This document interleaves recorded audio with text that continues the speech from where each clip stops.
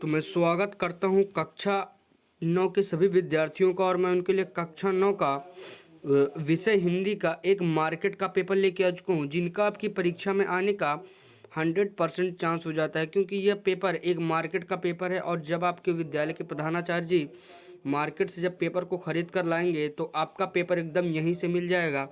तो आप लोग एकदम निश्चिंत हो जाइए कि ये वाला पेपर आपकी परीक्षा में आएगा कि नहीं, क्योंकि ये वाला पेपर एक मार्केट का पेपर है और मार्केट के पेपर का आने का चांस 100% हो जाता है। तो चलिए हम लोग इस मार्केट के पेपर का आज हम लोग हल देखते हैं, ताकि जब ये आपकी परीक्षा में है तब आप लोग यहाँ पर अच्छा अंक प्राप्त कर सकें। तो यहाँ पर ऊपर की तरफ यहाँ पर हम लोग को ऊपर नाम दिया रहेगा, डालने के लिए अनुक्रमांक दिया रहेगा, यहाँ पर ये सारी पूरी जानकारी दी है।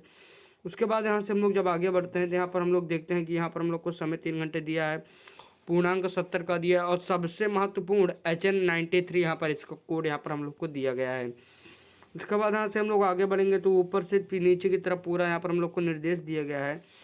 तो इसको अच्छी प्रकार से पढ़ने के बाद हम लोग जब यहाँ से आगे बढ़ते हैं तो यहाँ पर हम लोग खंड काम में आते हैं। तो यहाँ पर हम लोग को कुछ बहुविकल्पीय प्रश्न दिया, जिसमें हमारा पहला प्रश्न कह रहा है गोदान उपन्यास के लेखक हैं। तो हम लोग जानते हैं मुंशी प्रेमचंद्र है, पर इसका सही विकल्प हो जाएगा जो कि बी वाला ऑप्शन दिया गया। उसके बाद प्रश्न संख्या 2 कह रहा है विद्या बिना विवेक नहीं, इसमें कौन सा अलंकार है। तो हम लोग जानते हैं यहाँ पर विरोधाभास यहाँ पर अलंकार, यहाँ पर इसका सही उत्तर हो जाएगा। उसके बाद प्रश्न संख्या 3 हमसे कह रहा है अंधकार का हटना और ज्ञान का आना किसका प्रतीक है। तो हम लोग जानते हैं ज्ञान का यहाँ पर हमारा इसका प्रतीक यहाँ पर हो जाता है।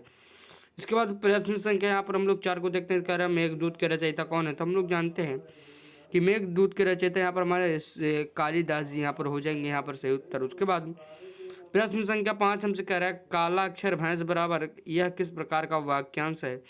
तो हम लोग जानते हैं कि इसे हम लोकोक्ति के रूप में प्रयोग करते हैं, जो कि लोगों को यहाँ पर कहा जाता है। यहाँ पर हम लोगों ने अपना यहाँ पर 5 MCQ यहाँ पर प्रश्न यहाँ पर कंप्लीट कर लिया है। तो अब हम लोग यहाँ पर अपने लिखने वाले प्रश्नों की ओर आ गए हैं। तो यहाँ पर हम लोग देखते हैं यहाँ पर हमारा खंड का से ही यहाँ पर हमारा खंड खा से कह रहा है 5 प्रश्न। सूरदास की किसी एक पद्य रचना का यहाँ पर आपको भावार्थ लिखना होगा। उसके बाद भारतीय संस्कृति के 2 प्रमुख यहाँ पर आपको लक्षण बताने होंगे। उसके बाद कबीर दास के 2 दोहे लिखकर उनका अर्थ स्पष्ट करना होगा।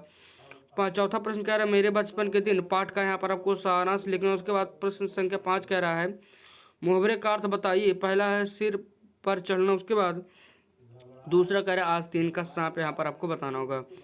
उसके बाद यहाँ से हम लोग यहाँ पर खंड गा में जैसे आ जाते हैं तो यहाँ पर हम लोग को भी कुछ प्रश्न दिया गया। जैसे हमारा प्रश्न पहला कह रहा है गोदान उपन्यास की विशेषताएं आप लोग को बतानी होंगी। उसके बाद प्रश्न संख्या 2 हमसे कह रहा है महादेवी वर्मा की कविता की प्रमुख विशेषताएं यहाँ पर आप लोग को बतानी होंगी। उसके बाद प्रश्न संख्या 3 हमसे कह रहा है मेरे बचपन के दिन पाठ से हमें क्या शिक्षा मिलती है। उसके बाद चौथा प्रश्न कह रहा है भारत की खोज में जवाहरलाल नेहरू के विचार स्पष्ट करना होगा। उसके बाद 5वां में आखिरी प्रश्न खंड गा के भाषा और बोली में यहाँ पर आपको इंतर स्पष्ट करना होगा। उसके बाद यहाँ से खंड घा में भी हम लोग यहाँ पर प्रश्नों को देखते हैं। तो यहाँ पर हम लोग से प्रश्न संख्या पहला ही कह रहा है अपने मित्र को परीक्षा की तैयारी हुई तो प्रेरित करने वाला एक पत्र यहाँ पर आपको लिखना होगा। उसके बाद प्रश्न संख्या 2 हम लोग से कह रहा है शिक्षा का महत्व पर यहाँ पर आप लोग को निबंध लिखना होगा। उसके बाद यहाँ से हम लोग आगे बढ़ते हैं तो यहाँ पर हम लोग इसमें प्रश्न संख्या यहाँ पर 3 को देखते हैं। तो यहाँ पर प्रश्न संख्या 3 हमसे कह रहा है मेरे प्रिय त्यौहार पर आप लोग को यहाँ पर इस विषय पर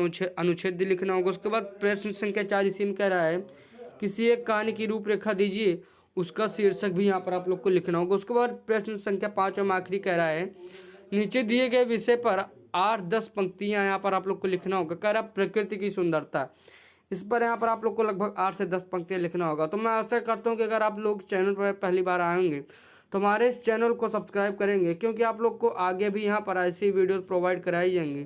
तो अपने दोस्तों को भले के लिए यहाँ पर इस वीडियो को उनके पास शेयर कर दीजिएगा। और मैं आप लोग को एक और बात बताना चाहता हूँ कि आप लोग चाहे 10th या 11th या 12th में ही चले जाएँ, आप लोग को यहाँ पर ऐसा ही मॉडल पेपर कराया जाएगा। तो आप लोग हमारे चैनल को सब्सक्राइब कर सकते हैं, ताकि आप लोग को भविष्य में भी इसका यहाँ पर लाभ उठा सके। तो चलिए मैं मिलूंगा एक और वीडियो में, लेकिन जाने से पहले यार आप लोग चैनल को सब्सक्राइब जरूर करके जाइएगा।